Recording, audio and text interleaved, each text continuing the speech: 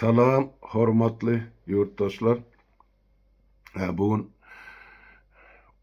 13. iyul 2024 ýyl. Menim ekrana çykmanyma bir näçe wagt boldy. Onuň sebäbi şol syrkawçylyk we zararly. Onu soň halkyň öňüne çykyp üstürip astyryp otursam, olam däl şoň üçin bir saglymyz bokurdan gowlaşýança bejer galmaly boldum. Indi şu gün men siziň ýanyňyzda kardeşlem, o yurttaşlar size de bir näçe wajyp hasap edýän informasiýany bermekçi, şonu paýlaşmakçy. Aýdýan gaýdyşym ýaly bugün 13. iyul. Diýmek, men kardeşim Merdan Muhammedow biz öz aramyzda atlanýarymyz ýaly Keminanyň Türkiýe hökümetine ýa döwletine saklananyna alaýyk şu 33 gün boldy. Sol 33 günüň soňky 17 güni, ýagny 26. iyunyň şu güne çelli Keminanyň nerede saklanýany bize belli däl, ýa hiç kim aýdanaklar. Bir soraň dili ýalka çykarypdyrlar, bizini plan näme madda näme bizini Keminanyň şol Türkmenistana deportasiýa etmek barada dedi. Bolly aýyň 26-syny oňa ne adwokat gatnaşdyrly, ne howsarlary, ne jemgyýetçilik guramalardan işgärler hiç kim gatnaşdyrylmaýan, basyr ýusur bilen deportasiýa etmek barada Türkiýe hökümetine oň bir degişli guramasyny, edarasyny ýa içerki polis guramasyny şolar ýaly karar çykarýarlar, iýdi belli däl. Nirde şu gün Kemine, onu anyk bilýän adam ýok. Biri otaýda diýe, biri bitaýda diýe, gara şol adamlaryň akylyny çaşdyrmak üçin oýnalýan syýasy oýun we başga hiç zatdan men pikirimçe şeýle. Indi nämeler bolup geçip dur, şu arada biraz informasiýa bermek borjumuz bar. Meselem aýyň 25-sine iň soňky gezek, geçen aýyň 25-sine, 23-sine men bilen habarlaşdy. Aňyrdan jaň edip Keminanyň özi hali ýagdaýyny aýtdy. Ol ýekşenme günidi. Hanrada men gowy stady ýytem o saklanan şertlerim gowy. Aýdyşlaryna görä birinji gün ýa ikinji gün men azatlyga çykmaly diýip mene şular ýaly habar berdi. Menem aýtdym, berekella şeýle bolsa onu çykan günüň oturup halkyň öňünde habarlaşar, näme bolup geçdi özüň görüň berersiň diýdi. Ene şu taýda bolýa düşüp telefon goýuldy. Soň ol ikinji gün, ýagny aýyň 25-sine iyunyň kardeşlerimiziň birine jaň edipdir. Ýöne olam trubkany almanlar, näme üçin? Sebäp ol giýje ismeni işlenseň daňdan öýe sonunun uklak kalıptır, beýhuş ýaly eşitmedim men ýa-da telefonu jaňyrdysyny. Ene ýöne Keminanyň jaň edeni anyk şol ýere, şol ýigidimede. Diýmek 25-sine de Kemine barada enteki hiç ýyl oňa azarym berilen kararym çykarylma. Diýmek 26-syna urtup karar çykaryp meni ura diýerler. Nire ura diýerler? Türkiýanyň başga bir burçuny üçin künemi ýa Türkmenistanymy ya o ağzı boşlar urruna diýdi hökümetin gılar. Ay ene Keminanyňy biziň ene näme ol arkadaşymyzyň doglan günde padarka diýip Türkiýe uğratdy diýe. Hem görelen de padarka nämedigini görersiňiz. Garaşyň bira. Men bu taýda näme diýjek bolýan? Şondan bäri indi bize gerek zat şol Türk hökümetinden, döwletinden biljek bolýan zadymyz ýa talap edýän zadymyz hani Kemine nerede? Nira ýok etdiňiz? Indi şu soraw bilen Türkiýanyň içinde bir topar adamlar, guramalar, adwokatlar işläp ber. Ol işi alyp barýan adamlarymyz bar. Öýler çykyp aýdar orta kim näme iş edip oturan bolsa taparada çykyp aýdar beýleki ýigitlerim ol işler olur. Türkmeniň bir sözi bar, ýurdy belet sürer diýdi. Ýurda belet adam sapara ozam şu taýda ýaşap gaýdan adam Türkiýede. Bir belli bir wagt Türkiýanyň türmesinde oturup çykan adam Türkiýanyň işe gura adamlaryny bilýär. Bir topar içki ýagdaýy bilen gönüden göni tanışdyysam ýalňyşmy. Onun üçin şol işleriň esasy bölegini ýa jogapkärçiligiň saparagy öz boýuna alyp işläp otur şu günler. Netijesini, açın netijalanyny bize de meclis agzalaryna ýetirir, halka da ýetirirler. Bir taýda halkyň ýeňsesinden ýa bustur basar edilip ýöredilýän iş ýok. Bizim maksatlarımız ayan demek alıp barýan işlerimiz de ayan bolmaly. Indi yurdun içinde emede aýdýan yurt diýen şol Türkiýanyň içinde şoma keminen ýerdediňini bilmek üçin oşonuň ýanyna adwokatlar goýbermek üçin belli bir derejede durly tarapdan işler alınıp barylýar. Onuň netijesini ýan gaýtysyndan soňra habar berilir. Indi şu gün edilmeli işlerin bir bölegini nädip alıp barmaly? Haýsy gurdan alıp barmaly? Yani şu meseleni men siziň dikkatinize ýetirmekçi bolýan. Aýdýan gaýdysym ýaly Türkiýanyň içindäki mesele ýa-ni adwokatlar keminäni ýerdedigini bilmek, şoňa adwokatlar goýbermek, eger Türkiýede bolsa, ýok bolsa näme üçin haçan ugry durupdyr. Şu barada belli bir jogap almakçy Türk hökümetinden onuň ýazmaçy bize dil bilen eýle bolupdyr, beýle bolupdyr. Baştan sowma jogap bere gerek ýa aslynda derkardar. Ene şu taýda biziň etmeli meselemiz men näme-de görýän. Seredin yurttaşlar ene bir kanunçylykda şeýle bir hökmany bir ýerine ýetirilmeli prosedura bar. Tertip, düzgün tertip bar diýip aýdyn türkmençe aýtsa. Meselen Merdan Muhammedow Türkmenistanyň 17 ýaşynda çykyp gaýdan ýigit okudy Türkiýe. Şonun merhem özlüksiz Türkiýede okudy, ýaşady, işledi. Jemi alsak umumy alanda pesinden 13 ýyl, 14 ýyl şumal Türkiýe Respublikasynda ýaşapdy. Diýmek 14 ýyl bäri Merdan Türkmenistanyň içinde däl ýa Türkmenistanyň içinde jenaýet eden ýeri ýok. Canım. Näme eden bolsa ýa Türkmen tarapy şuň üstüne näme ýükleýän bolsa, şu ähli şu ýüklenýän, bildirilýän goşadyrnak içindäki günälerin hemmesi ýa aýplamaly Türkiýe döwletine degişli. Indi Türkiýe döwleti näme etmeli? Ol Türkmenistan ýüzlenip biler. Interpol'un üstündenmi, şeylemi, öz aralarına saçak maşynla gürleşip karar alýarlar, ol öz işler. Ýöne Türkiýe döwleti ine geldi arz etdiler. Mesela men üstümden arz etdiler aýdylýarmydy. Men Şweýçede ýaşap otyryn. Ondan meni Şweýçeden sülçesi, prokurory çağırýar, iş açýar. Soň sud karar çykarýar. Hakykatdan halmana söýün, şol aňarky döwletiň bildirýän ýa-ni günälerini ýa aýplamalaryny edipdir. Şoň üçin sud şular ýaly karar çykarýar. Näme karar bolup biler? Hakykatdan şu jenaýeti edipdir diýen karar çykarýar. Şondan soňra sud karar kabul edýär. Hökümetiň üstü bilen bile. Şol adamy Türkmenistana deportasiýa etmelimi ýa-da ýokmy? Tapawdy ýok. Men Türkmenistanyň garajdanyny bolaýyn, bolmaýyn. Näme üçin? Men şu ýerni belli alýan. Sebäp egerde islenlik adama öz barmaly döwletini ölüm jezasy ýa-da uzak möhletlerin şular ýaly bir agyr jezalar garaşýan bolsa, kanunçylyk işlemeýän bolsa, şu haýsy bir döwletde de sence ýaşaýan bolsaň, şu döwlet seni ýygyny talap edýän tarapy bermeýär. Düşýärmi? Bermeýär.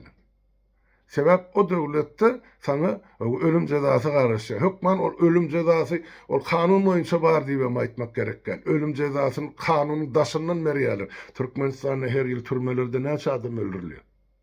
Kim şoň hasabatyny ýöredýär. halkara gözewçiler Türkmenistan'ın territoriyasına salındı mı? Ya yeke gedek Türkmenistan'ın türmelerini inspeksiya ettiler mi? Geçen 34 yılın içinde. Biz şunu talep edip geldik. Türkmenistan'ın halkara guramaların üstü bilen. Halkara guramalar bolya aydiyalar Türkmenistan'ı YouTube diyarı bizi koyuverin, biz monitoring edecek, türmelerin içini yağdayın, benniyle bilen görüleşecek. Yok, biz onu kabul edemiz zat, yine biz bir taraf yankı neutral devlet dedi. Şey mi?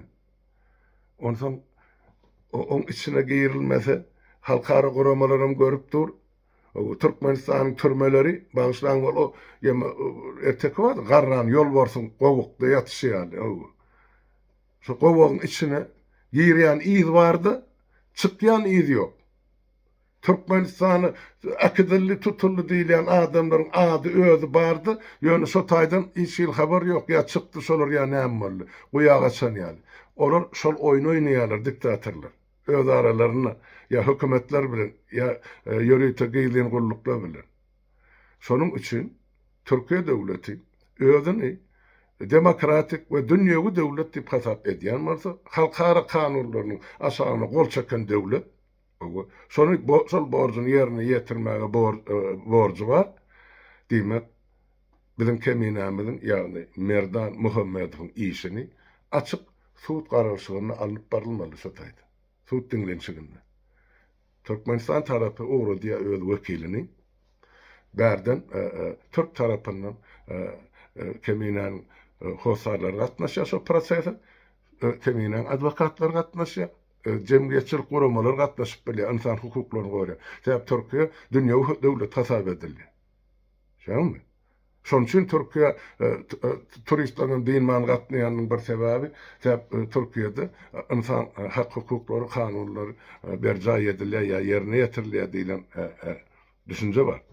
Indi şu işler berja edildi Keminan ykbalyna ýok. Näme üçin? Türkiýe hökümeti ol aňyrkylyň näme günah bellerini garamazdan ýa-ni basdyr ýagdaýdy. Adwokat asla gatnaşdyrma. Ene şu karar kabul edýärler. Diýmek, bu taýda iki hökümetiň arasynda alalaşykba ýa dilluşykba näme bar ýöne kanuny hereketi ýok. Kanun noktaý nazardan kabul edilen karar yok. Bar bolsa onu açık suud diňlenşigi bolmaly şu taýda. Şoňa bizim gatnaşardyk. Näme günah bildirilýär? Kemina diňläri, göreli. Haýsy şu kanuny ýa şonuň talap edýän emmesine gabat gelýär. Ýok. Hiç zat ýok, boş. Indi şonuň üçin indi şu taýda aňyrda adwokatlar Türkiýanyň öz içinde etmeli işini edip otylar ýa beýleki adamlar oň ykbar bilen gyzyklanyp gidip oty, ol iş gidip oty ýondaşyndan bedene näme gerek? Indi Türkiýe döwleti näme üçin şunu keminäni şular ýaly ýagdaýda hiç bir günahsız adamy günahly diýip aňyrkydan bildiren günahyny tasdiklap deportasiýa etmek barada karar kabul edýär. Onuň giýgenlikde 26-syna karar kabul edýärler. 27-sine de ol bellenen adwokaty çağıryp oňa önüne sygyryň dilýär bir böyle kağıdy berip çykaryp goýberýär. Han adalet. Hani Türkiýede berja edilýän insan hukuklary indi şu meseleni biz halkary derejesine çykarmakçy. Şonuň üçin teklip edilýän zat Ýewropada, Amerika'da, Kanada'da, nerede bizim Türkmen diasporalarımız var varsa, Türkmenistan'dan çıkan yaşayıcılarımız mı, grazdarlarımız mı, ya şu keminen düşen ýagdaýyna öz inancını bildirip, gece günü manacan edip oturan adamlar mı? Yine şular ýaly çağırış bilen yüzlenmekçi, biz şu Türkiýe hökümetiniň islenip Ýewropa döwletlerine ýa kada kanun berja edilýän döwletlerine ilçihanasynyň öňüne talapnama bilen miting geçirmekçi. Talapnama ýeke. Hani keminen ýerde näme üçin tutuldy, nädip saklandy, nädip karar kabul edildi we nira ýok edildi. Ene şu 4 soraga Türkiye hökümeti jogap berýärmi? Yok, şu zatlar berza edilmedik bolsa, oy onu bütün dünya cemiyetçiligi görsün, bilsin. Türkiýe nähili kağız ýüzünde demokratik döwletdigini, kağız ýüzünde nädip bilen o insan hukuklaryny berza edişini. Ve bağışlan, Türkmenistan bilen Türkiýe arasynda ya Türkmen halky bilen Türk halkynyň arasynda o iki sany ýol başyň ýeňseden alyp baran siýasatyň berjek peýdasy ýok bizim halklarymyzyň gelejegi üçin. Şeýlemi? Eger şular ýaly edilip adam gaçakçylygy, gaçakçylyk ýola goýulýan bolsa, onda diýmek gelejekde Turan birligini ýatdan çykar. Hiç haçan Turan birligi bolmaz. Eger Irak beýrege buň kun biz aslymyz türk dilimiz bir näme dinimiz bir bizini birleşmeli näme etmeli bizim aýdýar çok urun. Ýani bular ýaly ýagdaýda birleşmek mümkinmi? Ha? Ýüzüňe gölüp ýeňsäňden piçe gurýan döwletler bilen doganlyk ýa saçaklyk atnaş bolarmy gelejekde? Şu zatlary Türkmen halky bağışlarmy ýa ýokmy? Ene soraglar. Türk tarapyna sora. Ene şu soraglara da biz jogap almakçy. Ilkinji nowatda ene kanuny ýol bilen aýdyp berin, nädip sakladyňyz, nädip subut etdiňiz keminen günälidigini. Subut eden bolsaň nirde diňlenşik boldy? Hani suudun kararı, hani şoňa gatnaşan adwokatlar, hani şoňa gatnaşan keminen howsarlar, kärdeşleri. Bizim gatnaşyk şol suuda ştaýdan barjak, eger şol suud edilýän bolsa. Eger Türkiýe döwleti hökümeti insan hukuklaryna hormat goýan bolsa, bizim barşa taýdy. Eni şonu hormat goýdurmak üçin, keminen tapmak üçin, eni dünýäde nirde şol Türkiýe döwletiniň ýemesi ilçihanasy bar bolsa, şolaň öňünde ýygy giderli bedene meeting geçirmekçi, protest etmekçi. Goý beýleki döwletlerin halklary görsün. Türkiýe döwletini insan hukuklaryny goraýan kada kanunyň işlemeýändigini. Anyk ene bizim kemenämiziň akbaly. O näme ol adamyň haltasap oğurlak gider ýaly näme bu iňemi? Bu näil pikir edýärler bular? Ya her edeni geçip durun bulan jenaýetlerini. Geçme. Inni geçme. Ene biz şonu subut etmekçi. Şonuň üçin biz halka ýüzlenýän ştaýdan erti ine şol ýekşenme güni sorag jogaby men çykmaly, men pikir edýän o saglygym bolar, o şol 2 saat oturup siz bilen şol sorag jogap alşmagy, ine şo ýerde de ine öz pikirlerinizi, ine şu miting barada, protest barada aýdyp ýa-da ýazyp bilersiňiz ýurtdaşlar hem kardeşler. Seredin ine ştaýda bizim kemenämiň akbaryna ýüzlenjek bolýan. Ol ýigit ılımy, bilimi ýetik. Dünýäň 4 künjüne akyl ýetirip otdy. Öz pikirini utanman, çekinmen halk bilen paýlaşyp otdy. Biz meselem Milli Halat Ediş Komiteti, hem de gurucu meclis, ya geçici döwrüň hökümeti etjek bolýan işlemedi, maksatnamalamadı.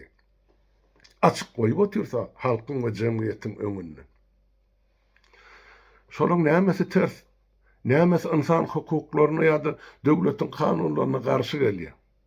Eger şu bilen ýazan, beýan eden ýa-da maksatnamalamy şu gün özüni hökümet diýip atlandyrýan Türkmenistandaky jenaýet topary ýokmaýan bolsa, ýa olaň maksadyna gabat gelmeýän bolsa, diýmek olar jenaýetkar, bizden.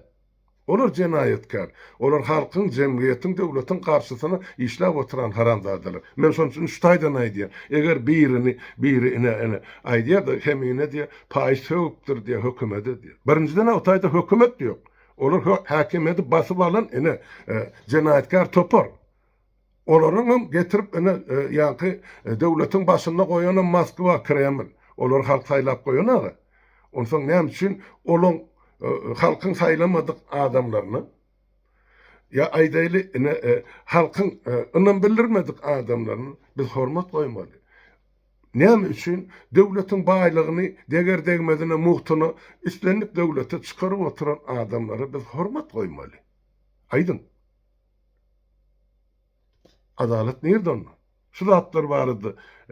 Ses çıkarılmajak bolsa, iştat aýdylmajak bolsa, dymyk oturjak bolsak, bizim onu bir sürü mallan näme tapawdymyz bar. Bizi şoňa ine mal derejesinde saklap otyryl bütün halky.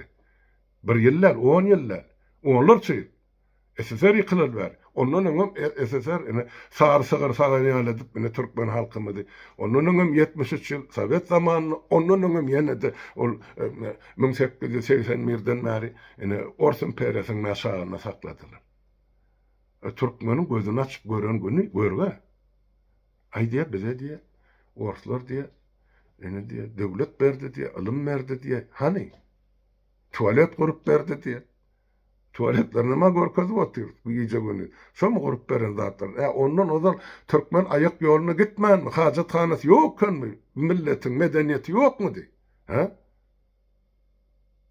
Bu edilýän görüňler näme? Ene şeýdip şular satlyklar, olan 1%den geçene öz döwletiniň baýlygyny, halkyny çemgelene satyp otyrlar. Bu ine hakyky gulbazary Türkmenistan 20-nji asyrda. Hakyky gulbazary. Ýerasy ýersi baýlyklarym gulunky diýip alynýar. Insan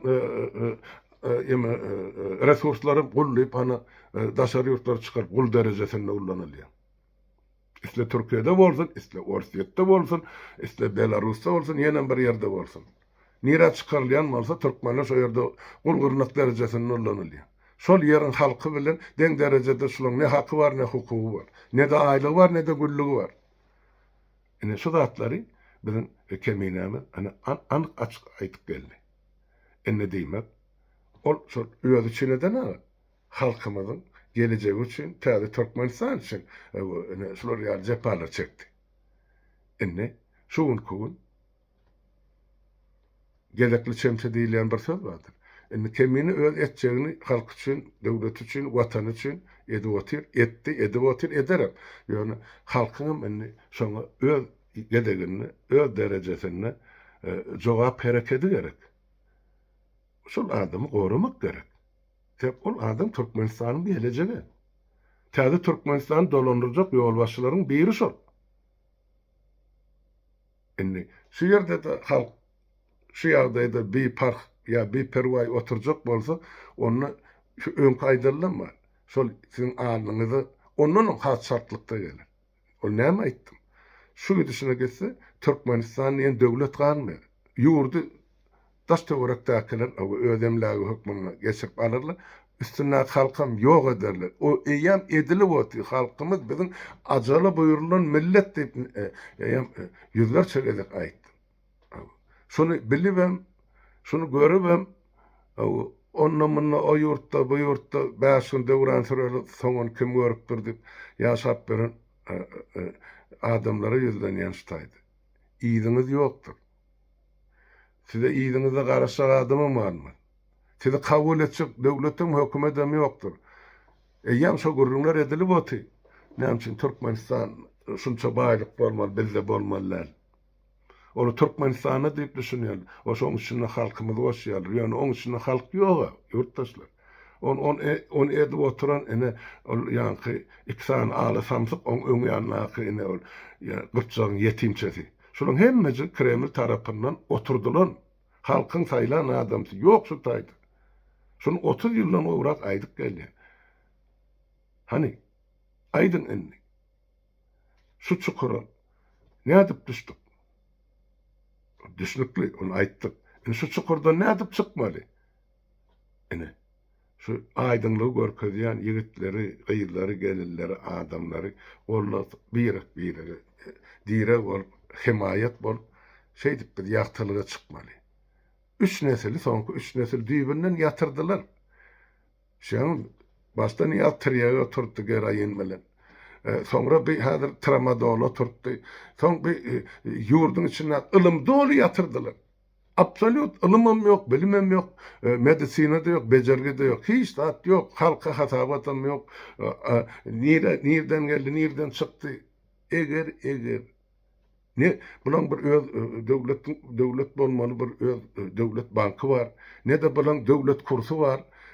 halk barıp kapıdan eýrende şu pulunu goýup başga pul alyp çykarýar. Ýok, munun 2-3 tane dörlü kurs bilen onun näçe diýerler? Şu halkyň galanjy elini näkizetini alyp şunu halis tapdan düşürüp açdyksy öldürmek üçin diýerler. Şona medip otýarlar. Ha?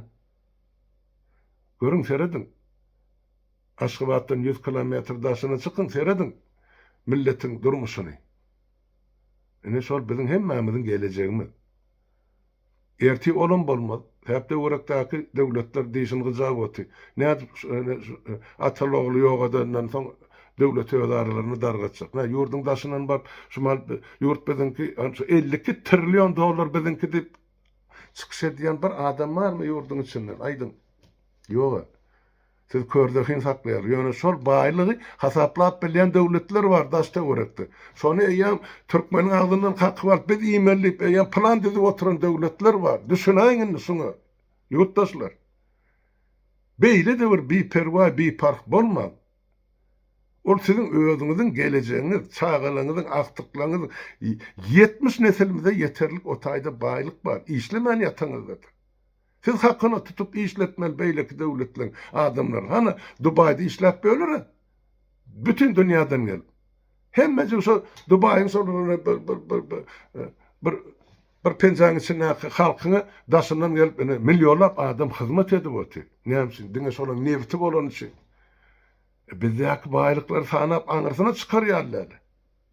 Bir gözünüzü açayın. Bir gaflat uykusunun oyunun millet. Ene oyunmun ilkinci adımlarını gözünüzü açma yardım eden kemine sol. Merdan Muhammed'im. Sonun görebilmeyen olsanız onunla siz şovu kör, kulağınızım ker, dilinizim lal. Men başka ne mi diyeyim? Bütün ömrümü size zarillam, aydıp, deyip, düşünürüp, çeynep, ağzınızı sarp veremedi. Sonra yutmağa yaltanıyan. Nahil millet bolluk. Gıybat tapsak biz adaleti göresimiz mi gelen abi? Ha? O nahil millet biz. Yine son için yine yeri geldi. Biz yine şu aksiyaları başlar. Şey Türkiye'nin Avrupa'daki devletlerinin önüne biz yine şular yani miting protest geçirecek, talep edecek. Haysi kanunun esasında, haysi dinlenişin esasında, haysi suudun nahil kararının esasında Merdan Muhammed tutsak ediliyor ya deportasiya edilmek barada karar çıkarılıyor. Bizim şu an edildi deyip aydıp bilemzak, biz bilemzak nerede edilmek. Geldiğin saklayalım. Eğer su dinlenişin açık ayan bolyan varsa keminen günne bar görüp durmalı. Doğullarım, hosarlarım, advokatım. İzinin iymek içmek ne tutturmalı? Hali adayından haber almalı. Ol zannetti elbette. Ayın 25'sine çelli. Yani 26'sına yıldırım çarptığını bunlar kabul edip eyyam diye biz ya uğrattık diyor. Son yani advokat vardı mı? Yakın edin. Yoga. O nahili bir adaletli devlet boluyor Türkiye. Hani? Görkezin sol advokatı bir de. Pul almanı bilen ne için önüne bu kulp yatıptır ol. Ne için etmeli borcunu etmeli. Son men halmana sayın soruyor. Sol advokattan. Bu kanundan bas çıkaryan adam için bu tayda görünüp dura. Nahil cenayetin yenseden edilip oturlarını. Onun yürüyte diyelim. Onu yürüyte sol kurvarlık gününün önkü gününü saklayanırsa Türkiye'de bir hepte kurvarlıkmış. Bolunu ne mi kurvarlık? Nem advokatın barma hakkı yok mu yani bellenen adam olansın. Yani advokat o kapıları baran adam değil. Ya ertilen adam değil. Bilemem. Ola bilen dilli uşukdayım anarkı taraf bilen. Ya onu basası pul hödür ettiler mi? Men on satın aydıp bilecek gel. Men onun üstüne biderek yere günah yüklemeyin. Yani bu da terim anık bu ara. Esası da Şumal Türkiye devleti sol anarkı dünyada en iki diktatörler tarafından dolandırılan devlet hasap edilen yani Demirgazyk Karaya bilen Türkmenistan son bir yerine yapacak olan olsa demek Türkiye halkara arenasında abray solonkudan yukarı olmaz. Yani bir adamın ıkbalının üstü bilen kemine ait yani yenem bir gezek onun yuvutacak sümkü değildir ya çeynecek çöpü değildir.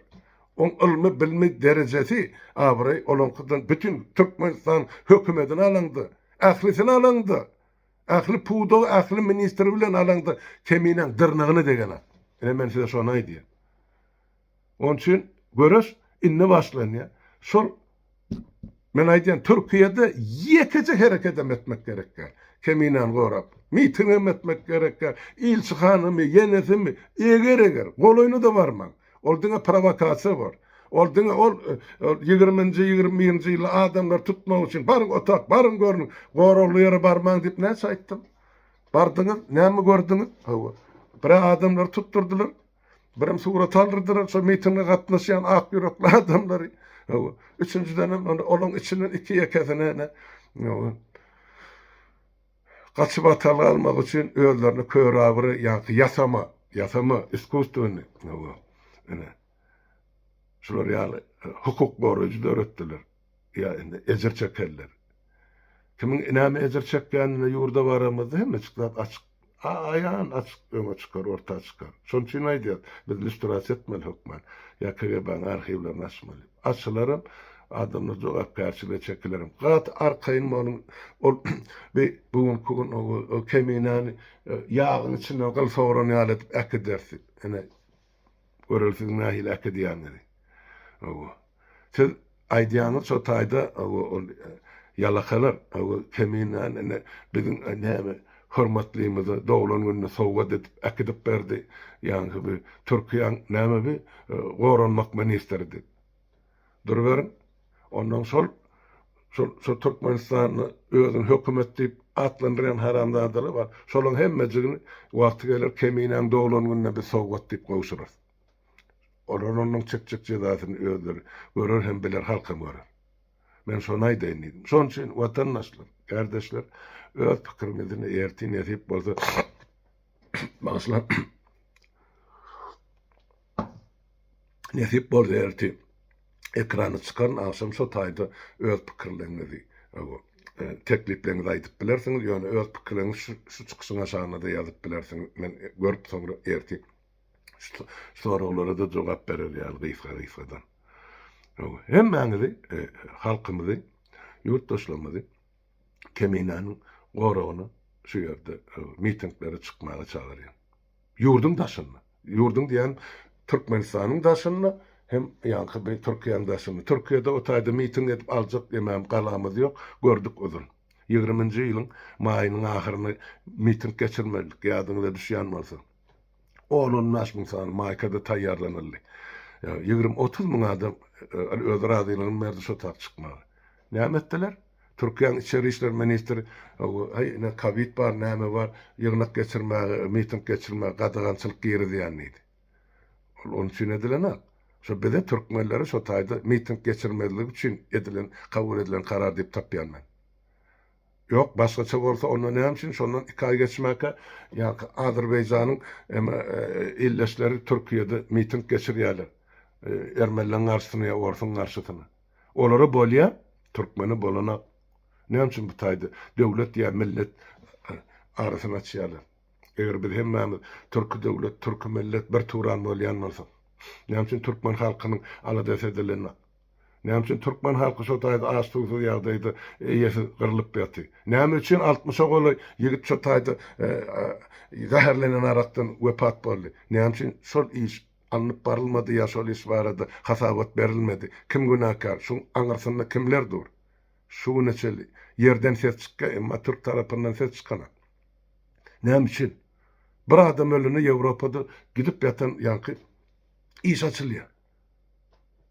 O taýda bolsa 60 adam 2 gün dowamyna zäherlendi. Näme üçin? Şolaň bir ýere toplanýany üçin, üýşüp oturýany üçin Türkmenin üýşüp oturan ýerini öz derdine aýdýar. Ýurdun içindäki ýagdaýynyň daşynakyny. Ene şey diýip adamlar toplanmasyn diýip zäherlenýär olar. Men şonu şey diýip bilýän. Bolmasa goý başga tarapyn maňa subut edip berseler. Şeňmi?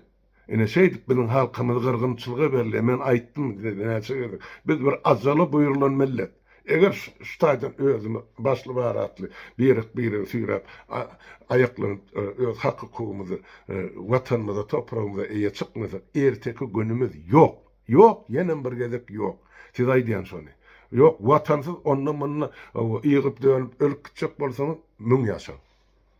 Ýoksama hana öz hak hukukumyz üçin sizin geleceğiniz üçin zanyny ortaga goýan ýigidi arka çykyň. Mitinglerine başlanjak. Gelýäňiz onu geleňiz onu wagt görkezek. Bir adam çykýanym bolsa şol ýeterlik. Ýöne Türk hökümetine bildiriljek talaplamalar bar. Şonu aýdaýyn. Bolýa dinleýän üçin sag bolun, hem maňyzyň öňünde saglyk ýurtdaşlar.